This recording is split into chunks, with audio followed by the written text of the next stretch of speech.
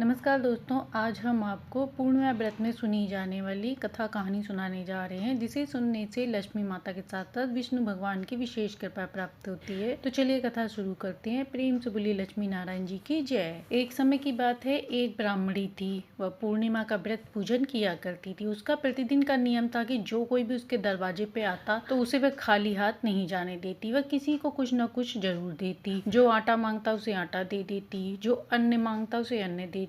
ब्राह्मणी के आंगन में एक पीपल का पेड़ था, जिसकी वह प्रतिदिन पूजा करती। उस समय सतयुग चल रहा था। एक बार लक्ष्मी नारायण जी ने सोचा कि चलूं इसका देखते हूँ कि इसका सत कितना है और ये कितना सत पे चलती है। तो वह एक हंस का रूप बनाकर धरती पर आ गए और आंगन में लंबी लंबी गर्दन करके घूमने लगे। ब्राह्मणी ने गेहूं के दाने डाले, हंस ने नहीं खाए। मक्के के डाले, वो भी नहीं खाए। ब्राह्मणी ने ज्वार के दाने डाले, वो भी नहीं खाए। उस समय सतयुग चल रहा था। तो हंस ने बोलकर कहा कि हंस चुगे तो मोती चुगे, वरना भूखा ही रहे। तब तो फिर ब्राह्मणी के घर पे जो पैसे थे वो देकर दुकानदार से मोती लाई और हंस को मोती चुगाए और हंस मोती चुग कर चले गए। दूसरे दिन भी ऐसा ही हुआ। तीसरा दिन होते ही जब हंस वापिस आए तो ब्राह्मणी परेशान हो गई। अब तो मोती कहाँ से लाई। फिर ब्राह्मणी अपना घर गिरवी कर मोती खरीद कर लाई और हंस को चुगाए। उस दिन ब्राह्मणी को नींद नहीं आई कि कल जब हंस आएगा तो उसे वह मोती कहाँ से चुगाएगी। चौथा दिन होते ही हंस तो आ गया। फिर ब्राह्मणी अपनी बेटी को सेठ के यहाँ नौकरानी के रूप में रखने की बात करके सेठ से पैसे लेकर आई। ब्राह्मणी बोलती है कि कल से मैं अपनी बेटी को आपके घर नौकरानी के रूप में भेज दूंगी। फिर ब्राह्मणी उन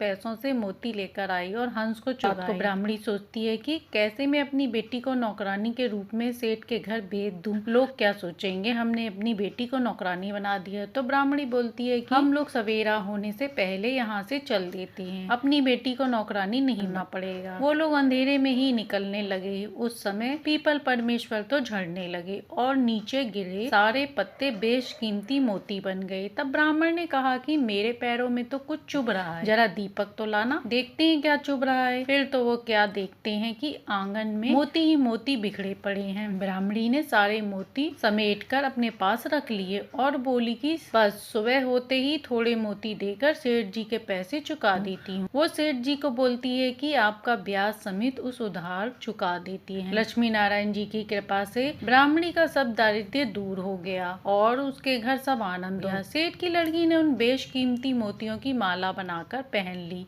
सेठ की लड़की के राजा की लड़की से दोस्ती। राजकुमारी बोली कि इतने बेशकीमती और सुंदर मोती तेरे पास कैसे आए। सेठ की लड़की बोलती है, ये तो मेरे पिताजी लाए हैं। राजा ने सेठ को अपने राजमहल में बुलाया और राजा ने उससे पूछा कि तुम ये इतने कीमती मोती कहाँ से लाए हो। वह बोला कि मेरे पास एक ब्राह्मणी आई थी, 3 दिन तक तो वह उधार पे मेरे से मोती ले गई और चौथे दिन वापिस मुझे ऐसे बेशकीमती मोती देकर चली गई। तब उस ब्राह्मणी को बुलाया गया और उससे पूछा कि ऐसे मोती तुम कहाँ से लाई हो। ब्राह्मणी ने हंस वाली सारी बात बताई और बोली कि मेरे ऊपर तो पीपल परमेश्वर लक्ष्मी नारायण जी की कृपा हुई है। राजा अपने सैनिकों को बोलता है कि इसके घर से पीपल का पेड़ लेकर आओ, ऐसा पेड़ तो हमारे राज्य में होना चाहिए। जब राजा के सिपाही पीपल खोदने लगे तो पीपल का पेड़ तो नहीं निकला, बल्कि सैनिकों के कांटे चुभने लगे। राजा ने कहा कि वो पीपल का पेड़ तो इसकी किस्मत में ही लिखा हुआ है, इसे वहीं रहने दो। इसके बाद राजा ब्राह्मणी से प्रसन्न होकर उसको बहुत सा धन धान्य दिया और सारे नगर में घोषणा कर दी कि हर कोई पूर्णिमा का व्रत पूजन लक्ष्मी नारायण आराधना उपासना करे, जिससे सभी के घर में ऐसे ही सुख शांति समृद्धि आए। गांव के सभी लोगों ने सुना तो सभी लोग पूजा आराधना पूर्णिमा की करने लगे। हे पूर्णिमा भगवान, हे लक्ष्मी नारायण भगवान, जैसे आपने उस ब्राह्मणी की सुनी ऐसे ही अपनी कहानी कहते सुनते हुकारा भरते सबके घर में सुख शांति समृद्धि देना। तो प्रेम से बोले लक्ष्मी नारायण जी की जय। एक समय की बात है, माता पार्वती और शिव जी भ्रमण पर निकले थे। तभी माता पार्वती ने देखा चारों ओर सूखा पड़ा हुआ है। वहीं पर एक बूढ़ा आदमी प्यास से तड़प रहा था। प्यास से तड़पते हुए उस बूढ़े आदमी की मौत हो गई। तभी उसकी बेटी वहां आई और विलाप करने लगी, हे भोलेनाथ, आपने ये क्या कर दिया, हमें किस बात की सजा मिल रही है, क्यों पानी की बूंद के लिए हमें तरसना पड़ रहा है। पार्वती माता अंदर ही अंदर दुखी होने लगी